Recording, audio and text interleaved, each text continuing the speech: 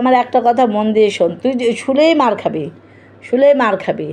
কেননা তোর এত আদরে আদরে না তুই বাদর হয়ে গেছিস। পুরো বিছানার চাদর পরিষ্কার, তোর এত কি পরিষ্কার লাগে রে, এত কি পরিষ্কার লাগে? তুই পরিষ্কার করতে করতে আমার বিছানা, শুবি না শুবি না শুবি না শুবি না, তোর সাথে কিছু কথা আছে, কিছু কথা আছে। তুই বিছানার চাদর পরিষ্কার তোর পা দিয়ে করতে করতে আমার এই দামি বিছানার চাদরটাকে তুই কত জায়গায় ছিঁড়েছিস বল বল বল। আর এসিটা ঠান্ডা লাগে, একটুখানি বন্ধ করলে আমার দিক তাকা, বকবো, তাকাও তাকাও, বকবো, তাকাও।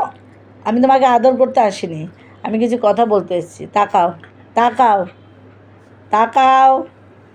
এসি বন্ধ করলেই কান্না কিসের জন্য, করে কান্না কিসের জন্য? আর একটা কথা, এসির হাওয়া না সব ঘরে যায়। তুমি কি করো, এসিটা যেখানে ঠিক তার নিচে যে শো, কারণ তুমি জানো যে ওইখানটাই শুধু হাওয়া লাগে। আনপাড় গাওয়ার শুধু ওখানটাই হাওয়া লাগে। ছন্তামান্তা করতে নেই বাবা। তুমি যে এই বিছানা পরিষ্কার করো, তারপরে ওই যে আন্টি কাজে আসে তাকে তোমাকে আদর করতে হবে। তুমি বাথরুমে যেয়ে টয়লেট করে আসবে, এসে আমাকে ডাকবে জল দেওয়ার জন্য। না একটু দেরি হলেই কান্না শুরু হয়ে যাবে, তোমার কান্না সুরটা এই দেখলি তুই কত বড় আলসে মেয়ে, তোর দ্বারা কিচ্ছু হবে না। কী করলি?